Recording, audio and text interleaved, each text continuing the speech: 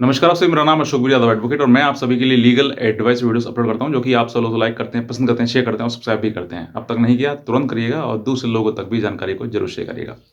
देखिए, आज मैं जैसे कि नया कानून है वो बन चुका है 25 दिसंबर को और अब जो है इसमें काफ़ी चीज़ें नई आई हैं जो कि दोनों के लिए ही बहुत अच्छी हैं, पति के लिए भी और पत्नियों के लिए भी। ज़्यादातर जो है वो अब जो है वो कानून जो है बदलाव जैसे जिस तरीके से आया है उसमें कानून में जो पुराने कानून थे, पुराने लॉ थे उसमें कम राहत थी पति के लिए, लेकिन अब जो है नए कानून में राहत ज़्यादा है। और जो पत्नियाँ झूठ बोलती हैं, झूठे मुकदमे अपने पति के ऊपर दर्ज कराती हैं, उसमें उनके लिए वाक़ई सज़ा भी है और प्रावधान ऐसा दिया गया है कि अगर उस वकील ने जो वकील जो है वो उनका मुकदमा जो लड़ रहा है या फिर वो कह रहा है या फिर वो दर्ज करवाने वाला है, तो अगर उसने वो पूरी बात बता दी कि तुम अगर ऐसा करती हो तो तुम्हारे खिलाफ भी ऐसा हो सकता है, तो मैं कहता हूँ कि वो महिला जो है वो जो झूठा मुकदमा दर्ज कराने जा रही है, वो दर्ज नहीं कराएगी। ये जो कानून बनाया गया है जैसे कि मेंटेनेंस या फिर 498 ए या फिर डीबी है, ये सिर्फ़ इसलिए बनाया गया था कि महिलाओं को जो है वो उनके ऊपर किसी प्रकार का कोई अत्याचार ना हो।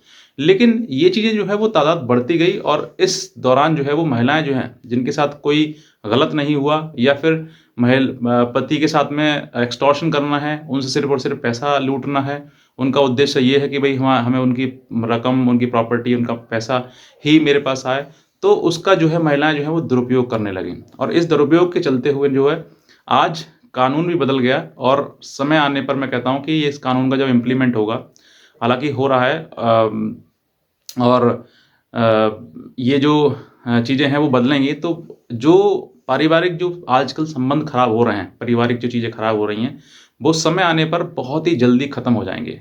क्यों? मैं क्यों कह रहा हूँ? क्योंकि जैसे बात करते हैं सेक्शन 125 सीआरपीसी की। 125 ये कहता है कि पति हो या पत्नी हो या फिर बच्चे हों या फिर बूढ़े हों उसके लिए, उनको मेंटेनेंस देने की लायबिलिटी है उसके पास, अगर पति के पास सफिशिएंट सोर्स ऑफ इनकम है तो। अब मना भी नहीं कर सकता है वो। अब इस जो नया कानून है, नए कानून में ऐसी भी बताई गई हैं कि कब-कब आप नहीं दे कंडीशन भी बनाया गया है कि कब-कब महिला ले सकती है कि अगर वो महिला जो है किसी प्रकार से किसी के साथ, पहले तो क्या था एडल्टरी का मैटर था, अगर पत्नी जो है एडल्टरी में किसी में साथ रह रही है, तो वो हकदार नहीं है। लेकिन अब एडल्टरी नहीं, अब अगर आप लव अफेयर भी अगर आप प्रूफ कर देते हैं ना कोर्ट में, तो मैं कहता हूँ कि आपकी पत्नी जो है वो आपसे मेंटेनेंस की लायबल नहीं होगी। ये स्पष्ट रूप से लिखा गया है सेक्शन 144 यानी कि सीआरपीसी का जो 125 सीआरपीसी का था जो सेक्शन था वो बदलकर 144 हो गया है नागरिक संहिता के तहत। तो ये जो चीज़ें हैं वो अब जो है जैसे मेंटेनेंस बदलाव हुआ, ऐसे ही बहुत सी चीज़ें हैं। पत्नी को अपने आप को बताना पड़ेगा कि मैं बिल्कुल किसी भी सक्षम, किसी प्रकार से कार्य करने योग्य हूँ ही नहीं, मैं कोई काम कर ही नहीं सकती। तो अगर वो प्रूव करती है, या मान लीजिए विकलांग है वो, हाथ-पैर उसके नहीं चलते हैं, तो वो हक 100% हकदारी है मेंटेनेंस लेने की। लेकिन अगर वो अच्छी पढ़ी-लिखी है, एक वेल एजुकेटेड है, प्रोफेशनल डिग्रियाँ हैं उसके पास में, या फिर वो काम करने योग्य है, काम कर सकती है, लेकिन फिर भी कोर्ट को गुमराह करके कोर्ट से मेंटेनेंस माँग रही है कि भई मुझे मेंटेनेंस दिलाया जाए, तो ये ऐसा अब नहीं चलेगा। ये प्रूव करना पड़ेगा कि वो वाक़ई किसी भी काम करने योग्य नहीं है, ना उसकी कोई इनकम है, ना वो कुछ कर पाती है। तो जो है वो मेंटेनेंस, फिर ये भी देखा जाएगा उसमें कि पति क्या करता है। पति भी तो कहीं विकलांग नहीं है, कहीं, क्योंकि पत्नी विकलांग है कहते हैं ना, जैसे को तैसे मिलता है, वर जब ढूँढा जाता है तो पत्नी विकलांग है तो पति भी विकलांग देखा जाता है।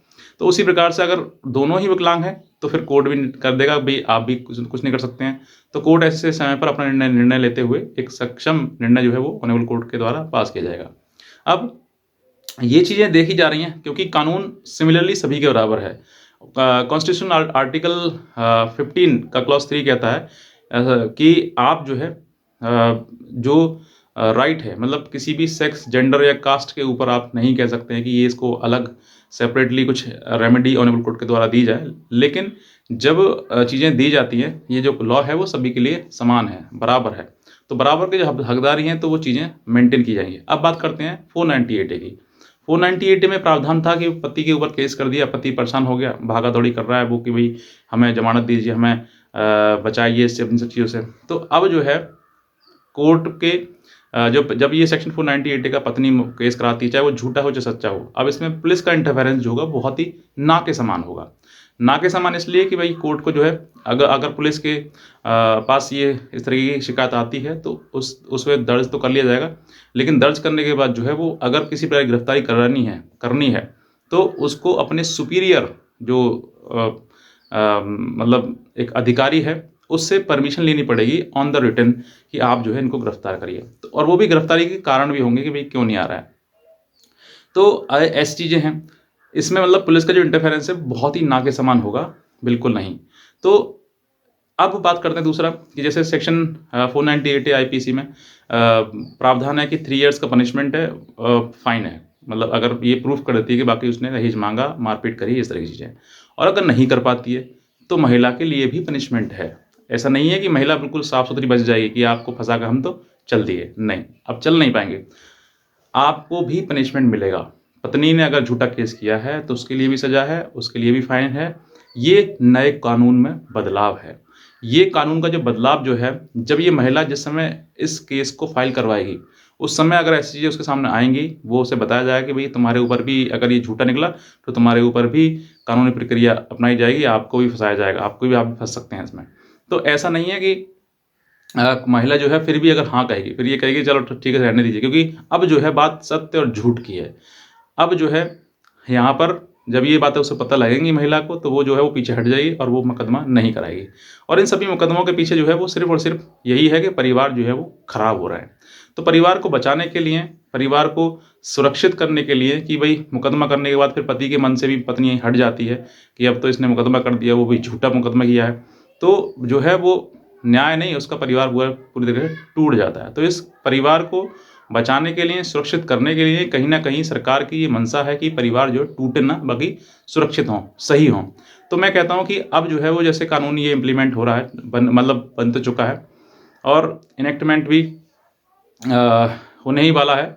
और इस तरह की चीज़ें जो है, जब ये कानून बीच में आएगा, मतलब कहीं न कहीं परिवार में, जोड़ों में पता लगेगा कि भाई ये चीज़ें हैं, तो परिवार में जो जितने भी अब तक केस चल रहे थे, वो भी या फिर आगे आने वाले समय के जो केसेज़ हैं, वो सभी केसेज़ जो बहुत जल्दी खत्म हो जाएँगे और किसी पर कोई पे ही प्रकार का किसी प्रकार का कोई दबाव नहीं बनेगा और ना ही कोई केस किसी पे कर पाएगा। तो ये बहुत ही ज़्यादा अच्छी है कि एक नए कानून में ये बदलाव है, जिससे कि आप जो है अपने परिवार को सुरक्षित कर सकते हैं, बचा सकते हैं। हालाँकि कोई नहीं चाहता कि मैं अपनी पत्नी छोड़ूँ और ना कोई पत्नी चाहती है कि मैं अपने पति को छोड़ूँ। लेकिन कहीं न कहीं ऐसी परिस्थिति बन जाती है जिस दौरान जो है वो एक-दूसरे से अलग हो जाते हैं और इन दोनों के बीच में आ जाती है सिर्फ़ कानून। तो ये आपको समझना है कि मुझे ऐसी चीज़ें नहीं करनी है और ना ही मैं इन सब चीज़ों में पड़ूँ, क्योंकि अब जो है वो मेरा जीवन भविष्य खराब हो सकता है। तो परिवार को बनाने के लिए इस कानून का एक सहयोग है, जो कि हो सकता है कि भविष्य में जो है वो पूरा पारिवारिक जो जितने भी मुकदमे हैं बहुत आसानी से ख़त्म हो जाएँ, समाप्त हो जाएँ और आप दोनों एक-दूसरे के साथ रहें। यही मेरी कामना है, बस मैं इतना कहना चाहूँगा। बाकी अगर आप नए हैं तुरंत सब्सक्राइब करें, दूसरे लोगों तक भी ज़रूर शेयर करें। आज का वीडियो देखने आपसे बहुत धन्यवाद।